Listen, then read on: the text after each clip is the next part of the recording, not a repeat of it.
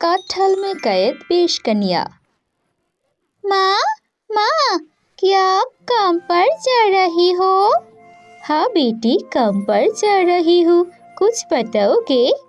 माँ, मुझे कटहल खाने का मन कर रहा है, क्या तुम मेरे लिए कटहल खरीद कर लाओगे? क्यों नहीं, मेरी प्यारी गुड़िया कटहल खाएगी, मुझे तो लाना ही पड़ेगा। ठीक है, मैं काम खत्म करके तेरे लिए कटहल खरीद कर लाऊंगी। तुम सच कह रही हो माँ, मेरे लिए कटहल लाओगे? ये मेरे प्यारी बेटिया, घर में अच्छे से रहना, मैं चलती हूँ, काम पर जाने का समय हो चुका है। इतना कहकर टूनी वहाँ से चले जाते हैं। टूनी उसकी बेटी टुनटुन को लेकर हिमछड़ी जंगल में रहती थी। टूनी एक फैक्ट्री में मजदूरी किया करती थी। वहाँ से जो पैसे मिलते थे उन्हीं से उनका गुजारा चलता था।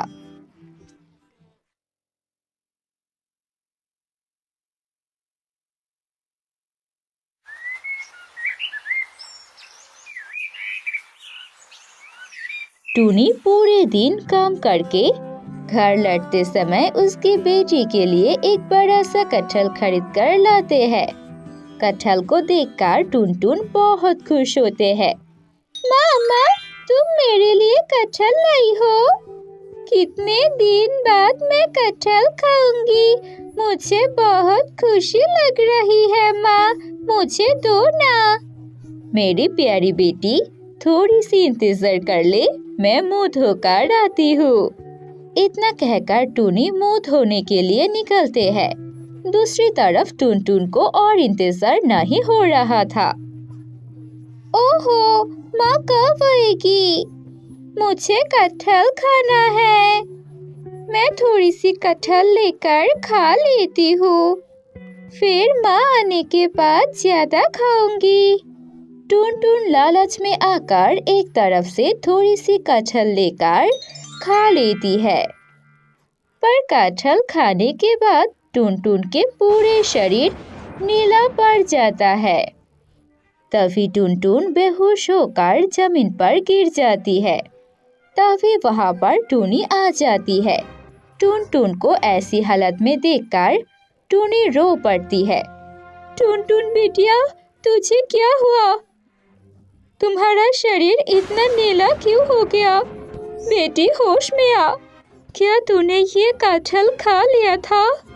पर कटहल खाने के बाद ऐसा क्यों हो गया? टुनटुन, तुझे क्या हो गया बेटी? टुनटुन। टुनटुन को ऐसी हालत में देखकर टूनी रोने लगती है। नहीं नहीं, मैं नहीं डरूंगी, मुझे अपनी बेटी को बचाना पड़ेगा। टुनटुन बेटी, तुम यहीं रहो, मैं डॉक्टर बुलाकर लाती हूँ। मैं तुझे कुछ नहीं होने दूंगी माँ। इतना कहकर टूनी तोते डॉक्टर के घर जाते हैं। तोता डॉक्टर आकर टुनटुन को देखकर कहते हैं, टूनी, ये क्या हुआ तेरी बेटी को? इसका पूरा शरीर नीला पड़ गया, इसको बचाना अब मुश्किल है, मुझसे ये काम नहीं होगा, ये काम तो कोई तांत्रिक ही कर सकती है। मुझे लगता है तेरी बेटी की शरीर में जहर है, मैं इस बीमारी को ठीक नहीं कर सकता। ये कहकर तोता डॉक्टर चला जाता है। फिर टूनी उल्लू तांत्रिक के घर जाते हैं और उसे सब कुछ बताती है। टूनी, ये तो बहुत बुरी खबर है, मुझे जल्द से जल्द तेरी बेटी को देखना पड़ेगा। इसके बाद टूनी तांत्रिक को लेकर उसके घर जाते हैं। देखिए ना, मेरे बेटी का क्या हाल है, मेरी बेटी के लिए कुछ कीजिए ना, मैं उसकी माँ हूँ, उसके अलावा मेरे और कोई नहीं है। तू चिंता मत कर, मैं कुछ करती हूँ, मुझे देखने दे। उसके बाद उल्लू तांत्रिक टुनटुन को देखते हैं, फिर कहते हैं, अगर कोई सांप इसे काट लेता फिर इसका शरीर नीला पड़ जाता, पर इसे तो कोई सांप नहीं काटा है। तेरी बेटी के अंदर जहर है। जहर कहाँ से आएंगे?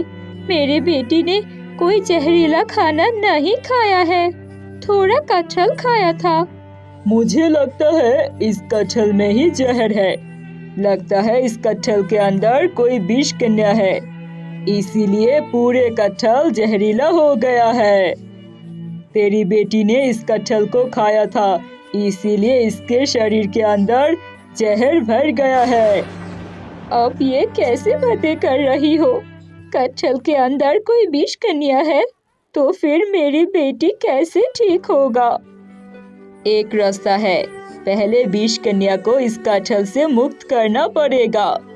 तेरी बेटी को इस कटहल के अंदर रहने वाली विष कन्या ही बचा सकती है। पर तांत्रिक जी, इस विष कन्या को इस कटहल से हम कैसे मुक्त करेंगे? आप मुझे बताइए। इसीलिए हमें मायावी चाकू लाना पड़ेगा। ये ले, यह है कुंजी। इसे लेकर उत्तरी पहाड़ी में जा। वहाँ पे एक गुफा में एक बड़ा सा संदूक है। ये कुंजी से उस संदूक को खोलना, फिर तुझे मायावी चाकू मिलेगा।